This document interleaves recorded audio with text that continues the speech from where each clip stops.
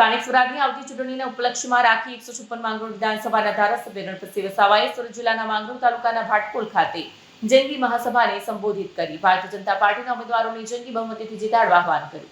રાજ્યમાં સ્થાનિક સ્વરાજ્ય ચૂંટણીના પ્રચાર પડઘમ શાંત થવાને હવે 2 દિવસ બાકી રહ્યા છે। રાજકીય પક્ષો મતદારોને રીઝવાઈ રહી ચૂંટણીનું જોર લગાવી રહ્યા છે, ત્યારે ભાજપના સિનિયર નેતા અને 156 માંગરોળ વિધાનસભા ધારાસભ્ય ગણપતસિંહ વસાવાએ ચૂંટણીના અંતિમ તબક્કામાં સમગ્ર માંગરોળ વિસ્તારમાં પ્રભુત્વ મેળવવા પૂરી તાકાત લગાવી દીધી છે।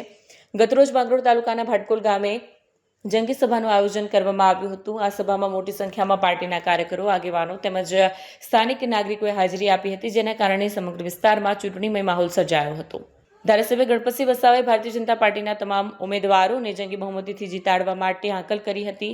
વધુમાં ગણપતસિંહે જણાવ્યું હતું કે આ વખતે ભારતીય જનતા પાર્ટી ગુજરાત સ્થાનિક સ્વરાજની ચૂંટણીમાં વિક્રમ સર્જવા જઈ રહી છે, તેમાં શંકાને કોઈ સ્થાન નથી। સમગ્ર ગુજરાતની અંદર અત્યારે તાલુકા પંચાયત, જિલ્લા પંચાયત, નગરપાલિકા અને મહાનગરપાલિકાની સ્થાનિક સ્વરાજ્યની ચૂંટણીઓ ચાલી રહી છે। ત્યારે ભાઈઓ બહેનો, અનેક ગામડાઓના પ્રવાસમાં મેં કીધું છે કે જે પ્રકારે આપણે બધા ઈદનો તહેવાર મનાવીએ, જે પ્રકારે રામનવમીનો તહેવાર મનાવીએ, જે પ્રકારે હનુમાન જયંતિનો તહેવાર મનાવીએ, એ જ પ્રકારે આ ચૂંટણી પણ આપણા સૌના માટે લોકશાહીનો તહેવાર છે। અને આ લોકશાહીના તહેવારમાં ભારતના નાગરિક તરીકે બધા જ લોકો સહભાગી બને એ આપણા સૌની ફરજમાં આવે છે। મિત્રો, આવનારી 26મી તારીખ રવિવારના રોજ મતદાન થવાનું છે, ત્યારે આ વખતે ભલે મતદાન 26મી તારીખે થવાનું છે, પરંતુ ગુજરાતની અંદર આ નરેન્દ્રભાઈ મોદી સાહેબ અને ભૂપેન્દ્રભાઈ પટેલ સાહેબના સાનિધ્યમાં અમારા જગદીશભાઈ વિશ્વકર્મા સાહેબ, અમારા નાયબ મુખ્યમંત્રી હર્ષભાઈ સંઘવી સાહેબના સાનિધ્યમાં ગુજરાતની જનતા અને ભાજપના કાર્યકર્તાએ નવો ઇતિહાસ રચ્યો છે। દર વખતે મતદાન થાય, ચૂંટણી પરિણામ જાહેર થાય અને ત્યારે ભારતીય જનતા પાર્ટીનો વિજયની જાહેરાત થતી હતી। આ વખતે ભાઈઓ બહેનો, ચૂંટણી થવાની બાકી છે, પહેલા જ ગુજરાતમાં ભારતીય જનતા પાર્ટીના 700 ઉમેદવારો બિનહરીફ ચૂંટણી જીતી ગયા છે।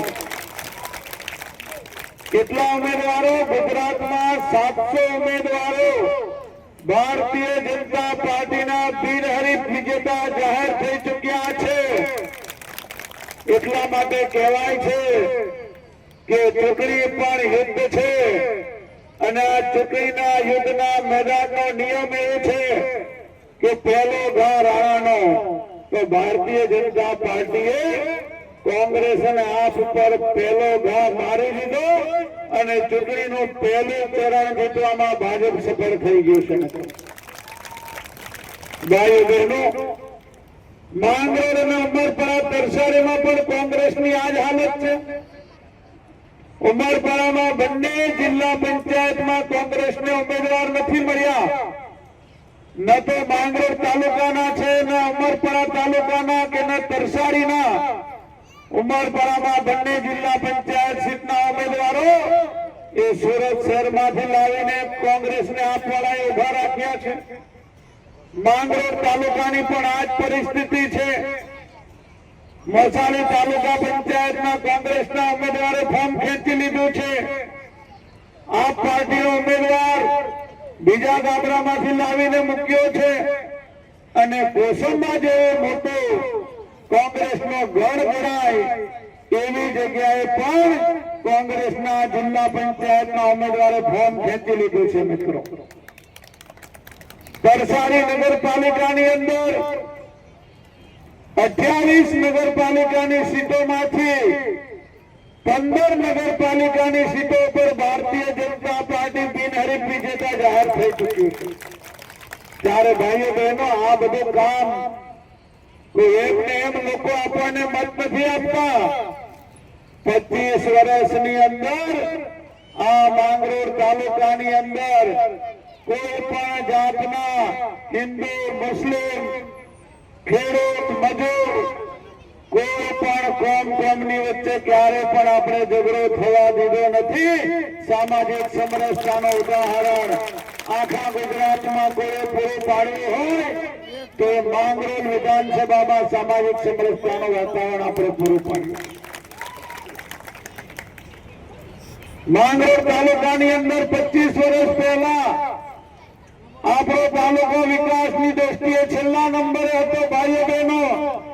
પણ આ ભારતીય જનતા પાર્ટીની સરકારમાં ગામડાની અંદર કરોડ રૂપિયાના વિકાસના કામો કરીને આજે માંગરોળ તાલુકો વિકાસની દ્રષ્ટિએ સમગ્ર ગુજરાતમાં પહેલા નંબરે છે. ભાઈઓ બહેનો, સમગ્ર ગુજરાતમાં પહેલા નંબરે છે.